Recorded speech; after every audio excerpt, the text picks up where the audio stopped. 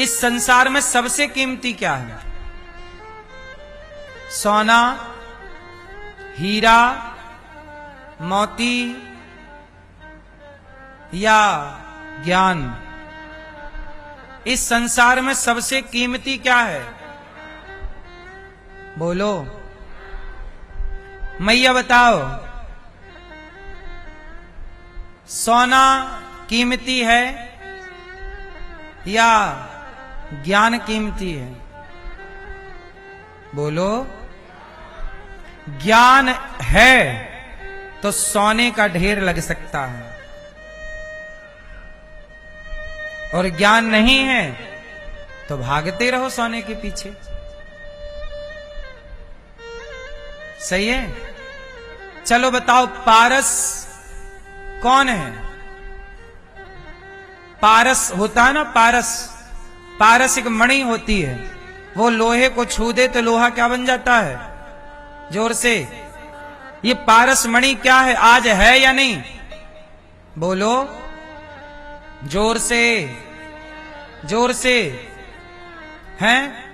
है साहब, आज भी पारस मणि है, आज भी पारस मणि है।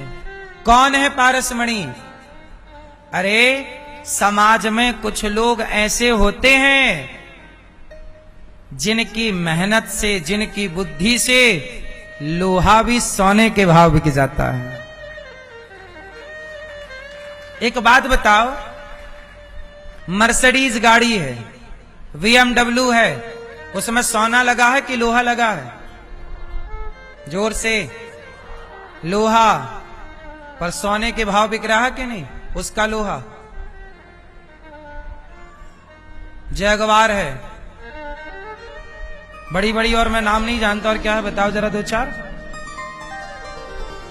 हैं? अरे वो तो सस्ती है। सुनो, हाँ, डिफेंडर। अब सोचो, इन गाड़ियों में भी लोहा लगा है, और मारुति की गाड़ी में भी लोहा लगा है। बोलो हाँ। और सबके लिए लोहा बना रहा है टाटा। वही टाटा का लोहा मर्सिडीज में लगा, वही टाटा का लोहा मारुति में लगा। पर देख रहे हैं? बोलो हाँ। तो वो व्यक्ति जो लोहे को भी सोने के भाव बेच रहा है, वो खुद पारस है या नहीं? व्यक्ति पारस है साहब। आपके समाज में जो अच्छे लोग हैं, जो समाज का उत्थान कर रहे हैं, वो व्यक्ति ही पारस है।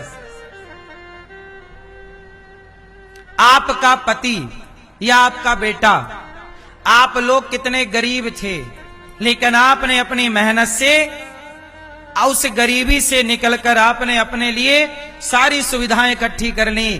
कल तक आप किसी के घर में नौकरी करते थे, आज तुम्हारे घर में 100 लोग नौकरी कर रहे हैं, तो तुम ही तो पारस हो। आप पारस हैं या नहीं?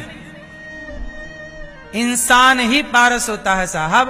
कोई पारस नाम का कोई पत्थर वत्थर रहा होगा कभी किसी कालखंड में, हम खंडन नहीं करते उसका कि नहीं था, रहा होगा, है, उसका जिक्र तो रहा ही होगा।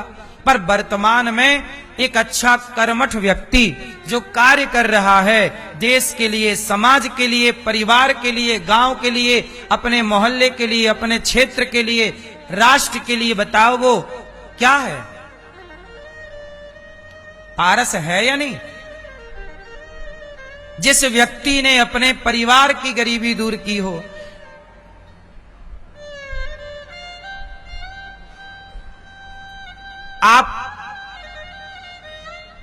आप ये बताइए कि कोई लड़का है, आप में से ही कोई लड़का है या कोई लड़की है, और आप बहुत गरीब हैं। पता है सरकार ने आपको एक कार्ड बना के दिया है, गरीबी रेखा का कार्ड। एक और कार्ड होता है पिंक कलर का, जो अति गरीबी का होता है। एक होती है हमारे देश में गरीबी, बोलो एक हमारे देश में क्या है? जोर से, गरीबी। और एक और होती है अति गरीबी। सुना कि नहीं आपने? बोलो। सरकार 2 कार्ड बनाती, एक गरीबी रेखा का पीला कार्ड होता था हमारे टाइम पर, एक अति गरीबी का पिंक कलर का कार्ड होता था हमारे। मैं खुद सोसाइटी में गरीबी, मेरे पास हमारे घर में अति गरीबी का कार्ड था। जब मैं छोटा था तो गांव में सरकार की तरफ से ना मिट्टी का तेल बंटता था। बोलो हाँ, जब लाइट का जमाना नहीं था तो मिट्टी का तेल रात को वो जलाने के लिए दिया। आप समझते ना मिट्टी का तेल, कैरोसिन। पहले गांव गांव में मिलता था ना कैरोसिन, 5 किलो का वो पिकिया लेके जाते थे। सरकार शक्कर दिया करती थी सोसाइटी में, शक्कर लेने में जाया करता था, मिट्टी का तेल लेने। गेहूं मिलता था, चावल मिलता था, 2 रुपया किलो सस्ता। तो हमारा खुद का कार्ड था अति गरीबी का। हमारे गांव में गरीबी का कार्ड था बहुत लोगों का, पर हमारा अति गरीबी का कार्ड था, क्योंकि हम लोग भीख मांगा करते थे गांव में। बचपन में हम भीख मांगते थे, तो अति गरीबी का कार्ड था। लेकिन क्या हुआ, आप में से भी बहुत लोग कभी गरीबी में रहे होंगे, लेकिन आपने मेहनत की और आपने गरीबी से अपने को निकाला और आप श्रेष्ठ होने लग गए। अब आप रोजगार देने वाले बन गए, आपने दूसरों की गरीबियां मिटानी शुरू कर दी। आपकी मेहनत ने दूसरों की गरीबियां मिटानी शुरू कर दी। तो बताइए आप कौन है समाज के लिए, है या नहीं? इसलिए सरकार को उन लोगों का सम्मान करना चाहिए जो गरीबी से निकलकर समाज को रोजगार देने वाले बने हैं, उनका सम्मान करना चाहिए। इससे समाज को पॉजिटिव मोटिवेशन मिलेगा। पर सरकार इस फील्ड पे ध्यान नहीं दे पा रही है, जबकि देना चाहिए। हर उस व्यक्ति का सम्मान करना चाहिए जिसने 5 लोगों को, 10 लोगों को, 50 लोगों को रोजगार दे रखा है।